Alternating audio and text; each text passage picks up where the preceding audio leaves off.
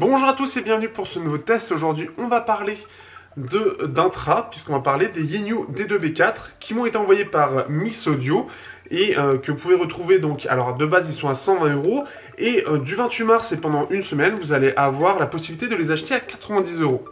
Donc ça, c'est plutôt une bonne chose. Sachez donc que ces intras sont plutôt chers et ils sont équipés d'intras de chez Knowles. Donc forcément, c'est mieux que les intras qu'on a en général à moins de 100 €. Et ce qui fait que normalement, c'est justement plus premium. C'est un peu entre Mediatek et Qualcomm, hein. La différence, c'est un peu dans le même style dans l'idée. Ce qui fait que ça a été dans l'idée en fait de donner un design assez européen apparemment, le côté accès occidental. Donc c'est clairement visé l'exportation de ces écouteurs, ainsi que au niveau de la signature, quelque chose qui est fait pour le métal, le rock, l'électro, et ça se confirme bien évidemment avec mon test. Alors, qu'est-ce que ça donne réellement? On y passe tout de suite après le clip.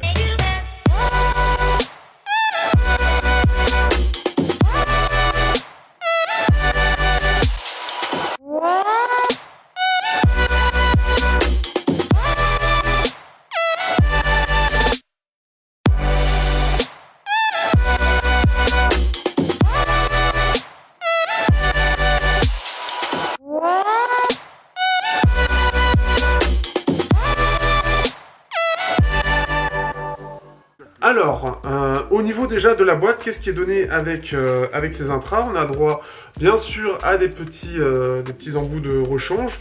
Et vous en avez de deux types, en fait. Vous en avez des en silicone assez épais et d'autres un peu moins épais, qui vont permettre d'avoir quelque chose d'un petit peu plus aéré. Par défaut, ce sont ceux-là qui sont mis, donc ça, j'en parlerai un petit peu plus tard. En tout cas, cette petite boîte de transport, elle est classique, c'est comme ce qu'on retrouve chez Nice HCK en général, qui permettra de mettre vos écouteurs et bien sûr vos embouts dedans. Au niveau du design, on a un design qui est très particulier, que j'apprécie beaucoup. Déjà, j'aime beaucoup le bleu qui est utilisé, qui est une espèce de bleu marine que je trouve très joli. Le tout est en métal, et en plus de ça, ce qu'ils ont fait pour la face avant, ils ont fait plusieurs courbes, en fait, plusieurs angles, qui fait que selon l'angle où vous allez regarder, vous allez avoir un bleu un peu différent, vous allez avoir cette espèce de jeu de reflets qui est très sympathique et que j'apprécie énormément. Je trouve vraiment que ça lui donne du cachet et que ça lui donne vraiment une personnalité. Surtout que le pourtour est avec un chanfre qui n'est non coloré pour le coup, qui accentue un peu cet effet-là et que j'apprécie vraiment. Vous avez aussi bien sûr droite et gauche sur les côtés, donc pour repérer de quel côté c'est, et bien sûr Yinyu. Du côté de l'oreille, vous aurez droit à deux trous, en fait, c'est là où l'air va passer pour justement atténuer un peu les basses. Si vous les bouchez, normalement, vous avez beaucoup plus de basses qui vont se faire. Et ensuite, vous avez droit à un espèce de... tout simplement, là, vous avez le filtre devant, donc là, vous mettez l'embout. On sent donc que c'est vissé, et donc... Alors, ça ne se change pas. Ça ne se change pas, mais les embouts, bien sûr, se changent. Et on a droit à de quoi les retenir, ces embouts-là, pour ne pas qu'ils s'envolent comme certains KZ. Donc, ce qui fait que c'est un design qui est plutôt réussi. Le câble en lui-même, alors de base, j'étais pas forcément emballé, mais si on regarde bien, en fait, c'est un câble qui est plutôt de bonne qualité.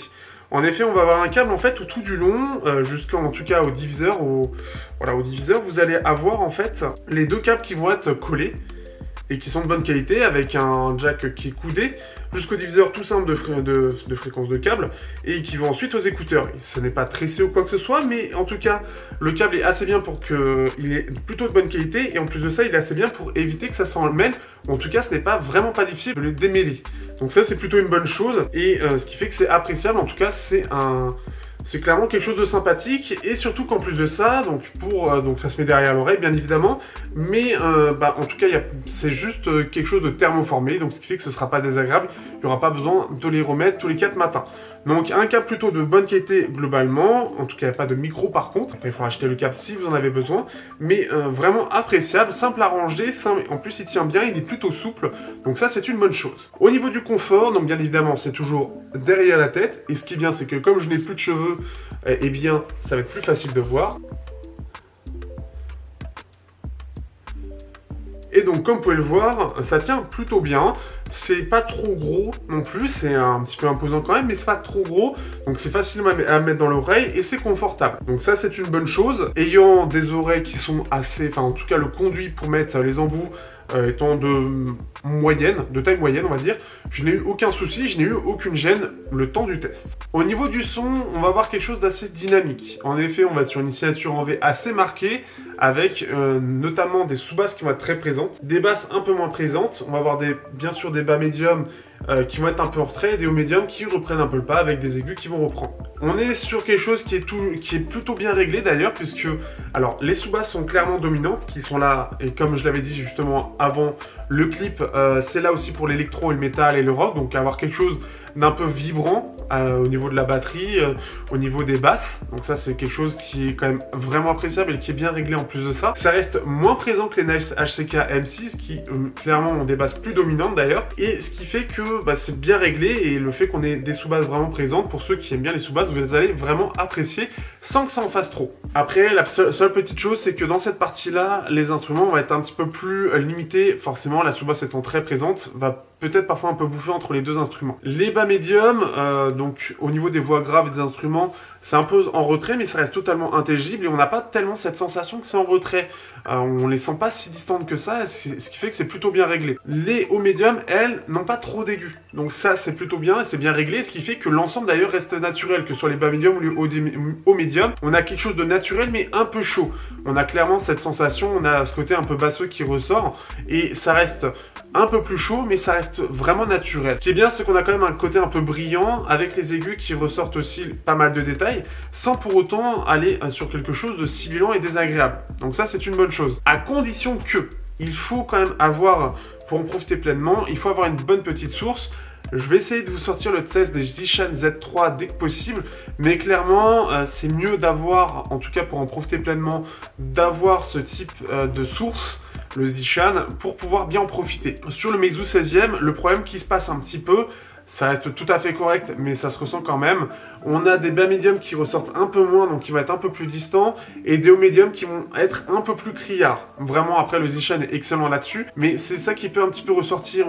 On peut avoir un petit peu de sibilance aussi qui peut ressortir.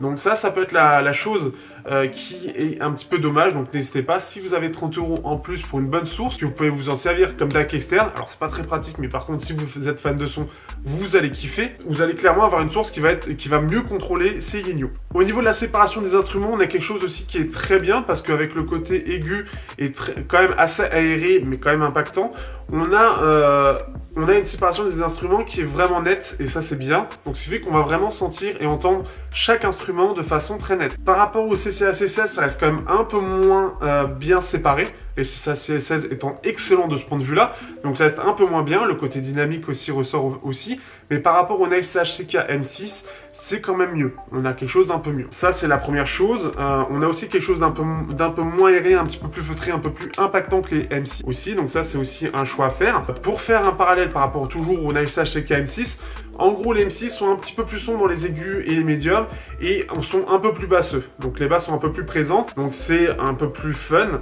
et c'est un peu plus sombre. Donc après c'est un choix.